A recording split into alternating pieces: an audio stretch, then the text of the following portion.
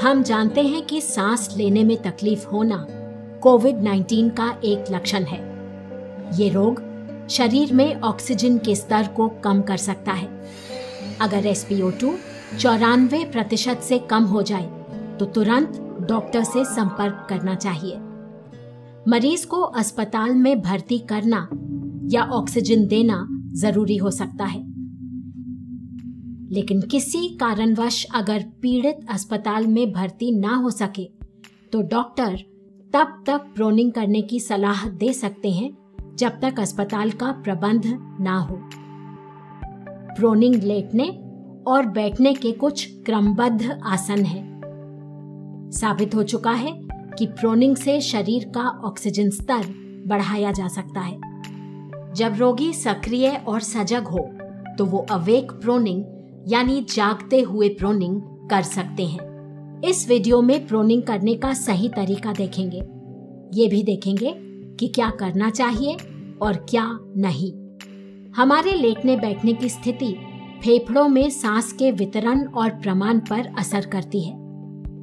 कोविड-19 रोग फेफड़ों के पिछले और निचले हिस्सों पर आगे और ऊपरी हिस्सों की तुलना में ज्यादा प्रभाव डालता है। जब हम पीठ के बल लेटते हैं तो फेफड़े के पीठ की तरफ वाले हिस्सों को कम ऑक्सीजन मिलती है और वो सिकुड़ जाते हैं। इसीलिए पेट के बल लेटकर मतलब प्रोनिंग से फेफड़ों में ऑक्सीजन का प्रमाण बढ़ाया जा सकता है। जागते हुए प्रोनिंग में एक के बाद एक 4 अवस्थाओं में रहने की सलाह दी जाती है। पेट के बल लेटना। इस स्थिति में आने के लिए नरम तकियों की जरूरत है। तकियों को गद्दे पर इस तरह रखें, फिर इस तरह पेट के बल लेटें। पैरों के नीचे तकिया, श्रोणि के नीचे 2 मोटे तकिए और छाती के नीचे 1 तकिया होना चाहिए। पेट पर ज्यादा दबाव ना हो। अगर आपका हाथ आसानी से नीचे जा सके तो ये स्थिति सही है। तकियों को आगे पीछे करके आराम की स्थिति लें। चेहरे को बाहों पर रखें या गर्दन दाईं या बाईं तरफ मोड़ लें। क्षमता अनुसार पेट के बल लेटने की इस अवस्था में आधे घंटे से लेकर 2 घंटे तक रहें। याद रखें, नाश्ता करके या दोपहर या रात के भोजन के तुरंत बाद पेट के बल लेटकर प्रोनिंग नहीं करनी चाहिए। प्रोनिंग की दूसरी अवस्था लेफ्ट लैटरल पोजीशन मतलब बाईं करवट से लेटना। बाईं करवट से लेटें। बाईं बाह को मोड़कर सर के नीचे रखें। दायां हाथ पेट पर। आराम की स्थिति बनाने के लिए सर के नीचे तकिया और पैरों के बीच तकिया भी लिया जा सकता है। क्षमता अनुसार इस स्थिति में 30 मिनट या उससे भी ज्यादा रहें। प्रोनिंग की तीसरी अवस्था राइट लैटरल पोजीशन मतलब दाईं करवट से लेटना। इस स्थिति में दाईं करवट होगी और दाईं बाह सिर के नीचे।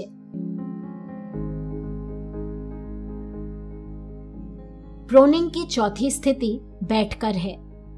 बिस्तर या गद्दे पर अध लेटी स्थिति लें। पीठ के पीछे तकियों का टेक लगा लें। क्षमता अनुसार इन चारों अवस्थाओं को एक के बाद एक करते रहना चाहिए। हर स्थिति में आधे घंटे से लेकर 2 घंटे तक रहें। हर दिन 5 से 6 घंटे प्रोनिंग करने से लाभ होता है। हो सके तो मरीज इससे भी ज्यादा समय तक प्रोनिंग कर सकता है। जागते हुए प्रोनिंग करते समय भी रोगी की निगरानी और जांच जरूरी है।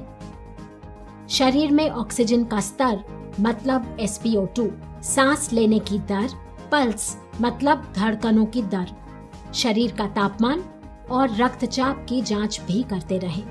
जरूरत पड़ने पर मरीज फौरन किसी को बुला सके इसकी व्यवस्था करें। देखते हैं कि किन अवस्थाओं में प्रोनिंग रोक देनी चाहिए।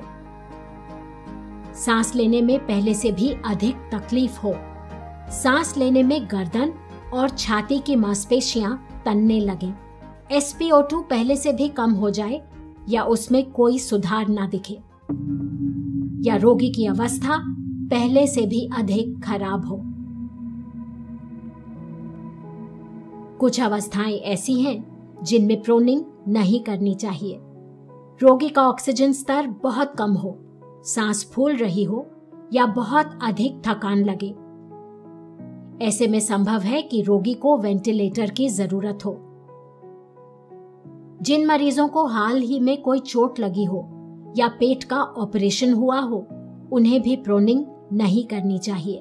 गर्भवती महिलाओं को और जिनके हृदय की धड़कनें अनियमित हों, उन्हें भी प्रोनिंग नहीं करनी चाहिए। याद रखें, ऑक्सीमीटर की मदद से रोगी के ऑक्सीजन स्तर की नियमित जांच जरूरी है। ऑक्सीजन का स्तर 94% से नीचे जाने पर फौरन डॉक्टर को संपर्क करें। डॉक्टर की सलाह के बिना प्रोनिंग करने की कोशिश बिल्कुल ना करें।